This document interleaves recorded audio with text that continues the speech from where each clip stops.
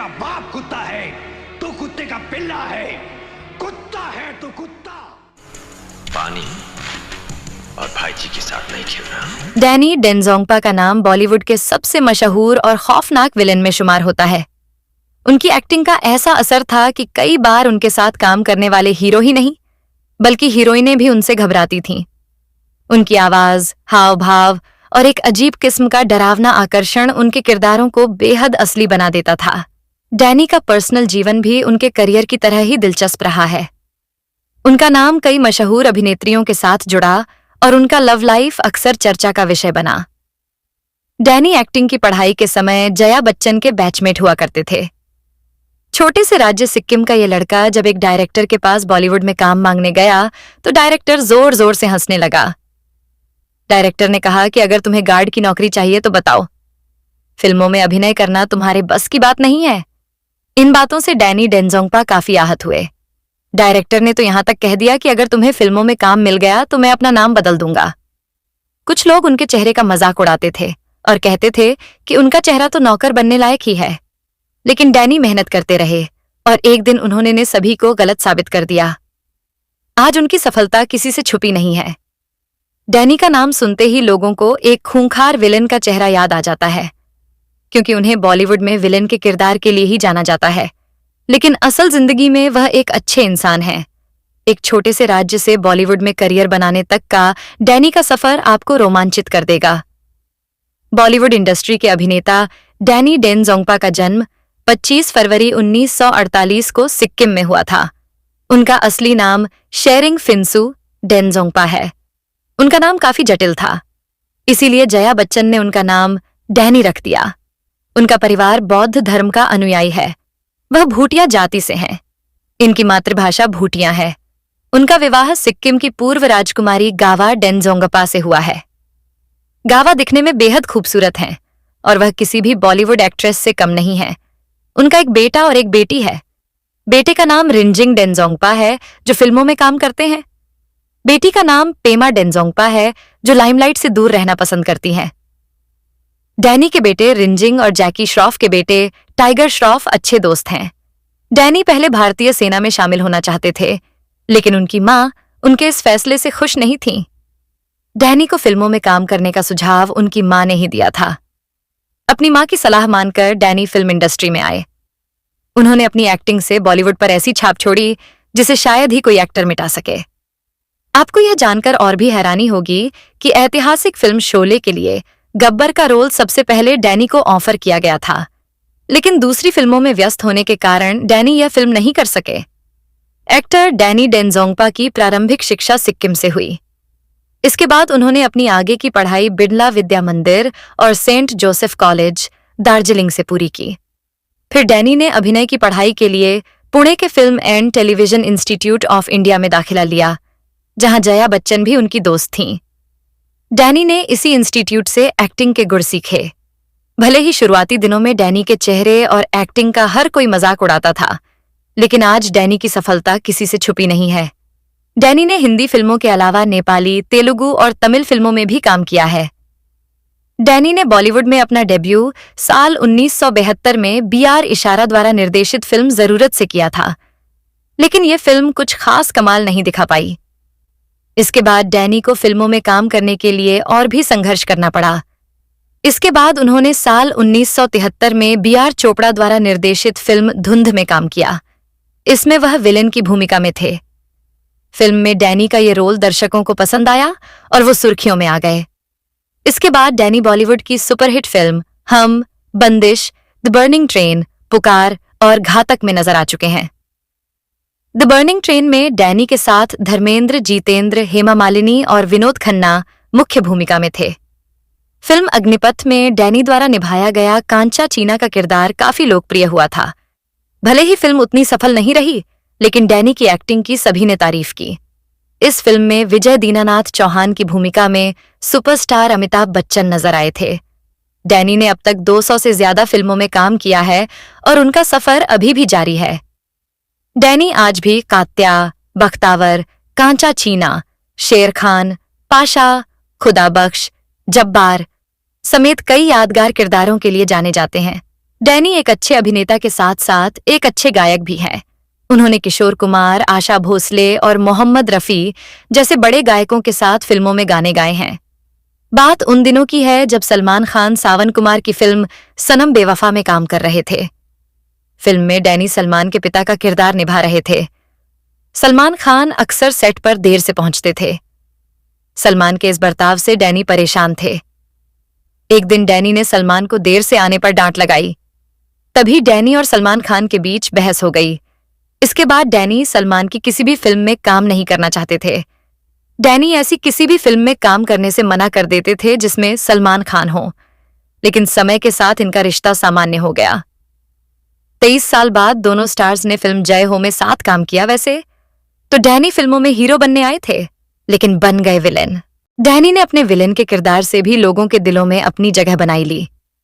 Danny Denzongpa और परवीन बाबी की प्रेम कहानी बॉलीवुड में काफी चर्चित रही। दोनों ने 4 साल तक एक दूसरे के साथ लिव इन रिलेशनशिप में समय बिताया। हालांकि दोनों ने आपसी सहमति से अलग होने का फैसला किया, लेकिन परवीन का डैनी के जीवन में एक खास स्थान बना रहा। डैनी बताते हैं कि ब्रेकअप के बाद भी परवीन अक्सर उनके घर आती थीं, और यह बात उनकी नई गर्लफ्रेंड किम को बिल्कुल पसंद नहीं थी। परवीन का डैनी को बार बार डिनर पर बुलाना भी किम को अखरता था। कुछ समय बाद डैनी और किम के बीच भी रिश्ते में दरार आई और वे दोनों भी अलग हो गए। इसके बाद डैनी की जिंदगी में सिक्किम की राजकुमारी गावा का आगमन हुआ। डैनी की मां गावा को अपने बेटे की जीवन संगिनी के रूप में देखना चाहती थीं। हालांकि शुरुआत में डैनी अरेंज मैरिज के पक्ष में नहीं थे। उनकी मां ने किसी तरह डैनी और गावा की मुलाकात कराई और गावा की खूबसूरती ने डैनी को आकर्षित कर लिया। उन्होंने कुछ समय तक गावा को डेट किया और आखिरकार 1990 में दोनों ने शादी कर ली। डैनी की पत्नी गावा अपनी खूबसूरती के लिए जानी जाती है और उनकी खूबसूरती किसी बॉलीवुड अभिनेत्री से कम नहीं है, लेकिन वह हमेशा से लाइमलाइट से दूर रहना पसंद करती हैं। आज भी उनकी सुंदरता इतनी प्रभावशाली है कि उनकी उम्र का अंदाजा लगाना मुश्किल है। डैनी डेंजोंगपा और जया बच्चन का रिश्ता कॉलेज के दिनों में बेहद खास था। दोनों ने एक ही समय में पुणे के film and television institute of India में दाखिला लिया था और एक्टिंग की पढ़ाई के दौरान अच्छे दोस्त बन गए थे।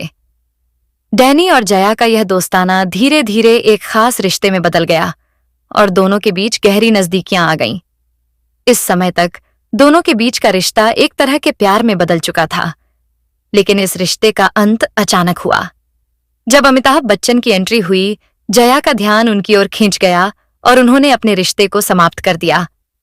इसके बाद जया और अमिताभ के बीच प्यार परवान चढ़ा, जो बाद में शादी में बदल गया। डैनी ने इस रिश्ते को लेकर कभी भी कोई कड़वाहट नहीं दिखाई और जया के फैसले को सम्मान दिया। इसके बावजूद डैनी और जया के बीच एक अच्छी दोस्ती बनी रही और दोनों ने अपने अपने करियर में शानदार मुकाम हासिल किए। डैनी डेंजोंगपा और फरीदा जलाल का प्रेम प्रसंग उनके करियर के शुरुआती दिनों का एक दिलचस्प और प्यारा किस्सा है। दोनों की मुलाकात फिल्म इंडस्ट्री में ही हुई थी और जल्द ही उनके बीच गहरी दोस्ती और फिर प्यार हो गया। डैनी और फरीदा का रिश्ता उस दौर में काफी मजबूत था और दोनों ने लगभग 4 साल तक एक दूसरे को डेट किया। उनका रिश्ता काफी गंभीर था और ऐसा माना जाता था कि दोनों शादी के बारे में भी सोच रहे थे, लेकिन अपने अपने करियर और व्यक्तिगत कारणों से यह रिश्ता आगे नहीं बढ़ पाया।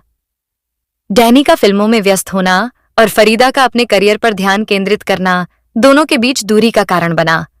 आखिरकार उन्होंने अपने रिश्ते को समाप्त करने का निर्णय लिया और अलग हो गए। इस ब्रेकअप के बावजूद डैनी और फरीदा के बीच हमेशा एक दूसरे के लिए सम्मान और दोस्ती का रिश्ता बना रहा। दोनों ने अपने अपने जीवन में आगे बढ़कर बेहतरीन करियर बनाए और बॉलीवुड में अपने अभिनय के लिए सराहे गए।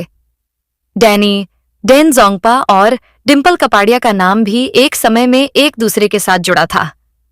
डिंपल और डैनी का रिश्ता राजेश खन्ना से डिंपल के अलगाव के बाद करीब आया। उन दिनों डिंपल अपने निजी जीवन में कठिन दौर से गुजर रही थीं और डैनी उनके लिए एक अच्छे दोस्त के रूप में उभरे। दोनों के बीच एक गहरी दोस्ती थी जो धीरे धीरे एक खास रिश्ते में बदल गई। हालांकि डैनी और डिंपल का यह रिश्ता बहुत लंबे समय तक नहीं चल सका। कुछ निजी कारणों और अपने अपने करियर में व्यस्तता के चलते दोनों के बीच दूरियां बढ़ गईं। फिर भी अलग होने के बाद भी दोनों के बीच एक सम्मानजनक दोस्ती बनी रही। डैनी और डिम्पल ने अपने रिश्ते के बारे में सार्वजनिक रूप से बहुत कम बात की और दोनों ने अपने अपने जीवन में आगे बढ़ने का फैसला किया। बॉलीवुड में अपने अभिनय के लिए पहचाने जाने वाले इन दोनों ने अपने जीवन के इस अध्याय को बहुत ही गरिमापूर्ण तरीके से संभाला और हमेशा एक दूसरे के प्रति दोस्ती और सम्मान बनाए रखा। फिल्म घातक में डैनी डेनजोंगपा ने कात्या नामक मुख्य खलनायक का किरदार निभाया, जो आज भी हिंदी सिनेमा के सबसे यादगार और खतरनाक विलेन किरदारों में से एक माना जाता है। कात्या का किरदार एक बेरहम और निर्दयी माफिया डॉन का है, जो अपने इलाके में अत्याचार और हिंसा का साम्राज्य चलाता है। उसकी ताकत और क्रूरता से लोग डरते हैं और वह खुद को कानून से ऊपर मानता है। डैनी ने कात्या के किरदार में अपनी बेहतरीन अदाकारी का प्रदर्शन किया। उनका दमदार डायलॉग डिलीवरी, गहरी आवाज और खौफनाक हाव भाव ने इस किरदार को जीवंत बना दिया। कात्या का किरदार एक ऐसा खलनायक था जो न केवल मुख्य किरदार काशी, सनी देओल के लिए बल्कि पूरे समाज के लिए खतरा बन गया था। कात्या की भूमिका में डैनी की एक्टिंग इतनी प्रभावी थी कि दर्शकों को उन पर वास्तविक खौफ महसूस होता था। फिल्म के अंत में काशी और कात्या के बीच का टकराव और कात्या का अंत दर्शकों के लिए एक संतोषजनक मोड़ था। घातक में डैनी का यह किरदार उनके करियर के सबसे बेहतरीन और यादगार किरदारों में से एक बन गया। एक्टर डैनी डेनजोंगपा की कुल संपत्ति लगभग 210 करोड़ रुपए बताई जाती है। इसके अलावा डैनी के पास एक आलीशान बंगला और एक लग्जरी कार भी है। एक्टर डैनी 75 साल के हैं और अब भी फिल्मों में सक्रिय हैं। डैनी डेनजोंगपा के 2 बच्चे हैं, एक बेटा और एक बेटी। उनके बेटे का नाम उत्तर देव है और उनकी बेटी का नाम ओल्गा देव है। डैनी और उनकी पत्नी गावा ने अपनी बच्चों को बहुत प्यार और देखभाल दी है।